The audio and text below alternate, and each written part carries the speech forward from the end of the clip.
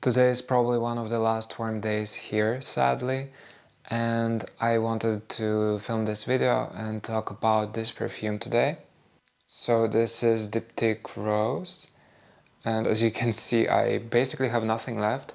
And when I just got this perfume, I got it as a gift, and there was this little candle, this and a hand cream, and I actually really didn't like this perfume at all. I don't know why, but I felt like there is something missing. Like, I remember specifically having this idea in my mind, like, something is missing from this. But I noticed myself constantly going back to this and constantly spraying this on. And as you can see, I'm almost finished. I actually do want to get a full bottle of this. And it's actually such a good scent. And I do honestly believe that it's such a good scent.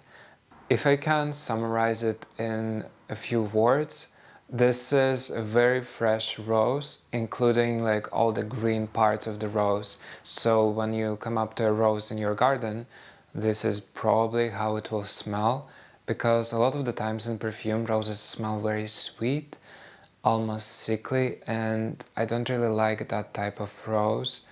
Rose jam, I tried that by Lush, is it Lush? Yes, and that was my least favorite perfume I ever tried. It was insanely sweet, and a lot of the times with rose fragrances, they just tend to be very floral and very sweet, very, I don't know. This, however, I feel like this is very unisex. Of course, perfumes don't really have a gender. I would like to talk about that later on in a specific video, but I do tend to like more unisex and male-oriented fragrances, and this one I really do like. There is quite a lot of roses that I really hate, like Radical Rose, I think, by Materials something. I'm not really sure. This one, I I don't know. It's just not for me. This, however, also this is an EDT. If you like roses and you want it to be a more photorealistic type of rose, like the actual plant, then I would definitely recommend to try this out in the store. A lot of stores carry Diptyque scents. If you don't have a store like that, order a sample. I never ever recommend to blind buy any perfume. I only bought one perfume blind ever, and that didn't work out, so I never did it again. Actually, speaking of that and how this smells like a actual rose, very refreshing, I have this rose water.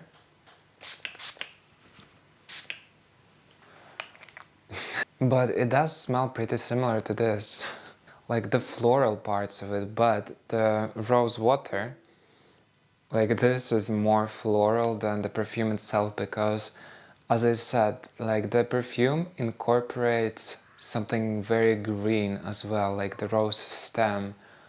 Actually, it's not really flower shop scent, but it does smell a bit like a, you know, when in a flower shop when you buy roses and they start to cut off like the leaves and the spikes off of them sometimes.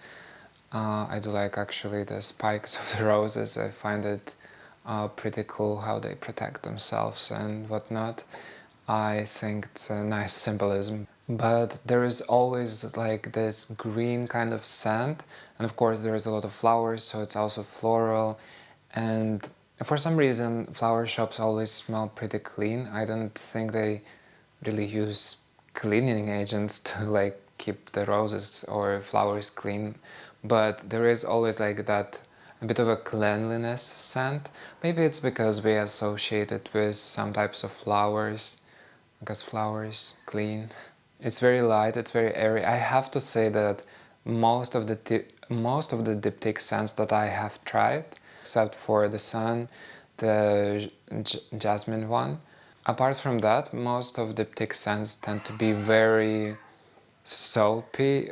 Not maybe even soapy, some of them are like Ilio, but just clean. I feel like that brand is for a very specific type of person, a type of person who really likes minimalism and feeling clean. And sometimes that's me, so I do want to get this in a full bottle. And I think that this scent especially stands out during spring and during summer, which are my favorite seasons. I really do not want to be entering this autumn, but I guess we have to.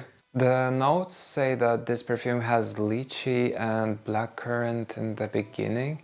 I don't really see it. I think maybe there is a bit of that lychee fruitiness, like it's kind of watery but still very sweet and fruit-like. So maybe I can see a bit of that, but not really. Mainly it's rose and the green parts of the rose to me. So if you do like the idea of natural rose, I would definitely recommend you to try this out. And if you actually have tried this before, do let me know what you think about it. Do you like it as well? Maybe you like the EDP version more or EDT version more. I can't really say anything about the EDP version because I only sprayed it once and I don't have a sample of it. But if it does differentiate a lot, I would like to check it out as well. Maybe it is better for autumn and winter because it's a bit heavier. Apart from that, I usually do prefer the EDT versions of things because I do like it to be more of a skin scent and less screaming. Sometimes I do like the screaming ones as well, but still. Like, for example, I really do like Cherry Punk, and it's a pretty strong fragrance. Now, if we talk about like those little facts about the perfume, the projection, the longevity, I would say that the projection it's pretty close to me. Like I can smell it off of my hands. I don't need to go in for like, it's not a skin scent. It does project a little bit, but not a lot. It depends also on your temperature, and if you're outside and it's warm, it projects more. I feel like that's a lot of perfumes and EDTs especially.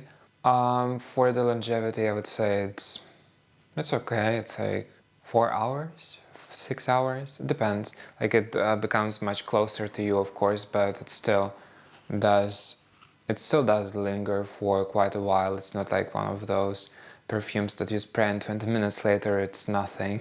Regarding the price of this perfume, it goes for like around 150 for 100 milliliters, around 90 euros for 50, I think. So it's not too bad, especially for a niche brand, I would guess. One thing that Diptyque really overprices is their candles, but their perfumes, I think they're quite reasonable. And yeah, that was it for this video, and do let me know what you think. I really do like Diptyque fragrances. I want to try more of them. I think I will probably get this one in a full bottle. I'm still thinking about the Ilio one. Like honestly, if not 100 ml bottle was available, it would be like no thinking, I would just buy it immediately. But because it's only 100 ml bottle, I don't know, it's too much. I don't think it's that, like I would use it. I don't think I would use it that much, so 100 ml is just kind of a waste, so I don't know. What other perfumes are very interesting by Diptyque? I really want to try their 34 Saint Germain one, or what was it called? The one about their boutique and the anniversary. I think it was like their 50-year anniversary. Once again, I do really like to interact with people in the comments. That's like the most fun part of doing this. So I would really like to hear from you. What are your favorite Diptyque fragrances and what do you think about this one? And yeah, that's kind of it. I enjoy your autumn, or if you're lucky enough to live in the other hemisphere, then enjoy your spring. And thank you for watching. Bye.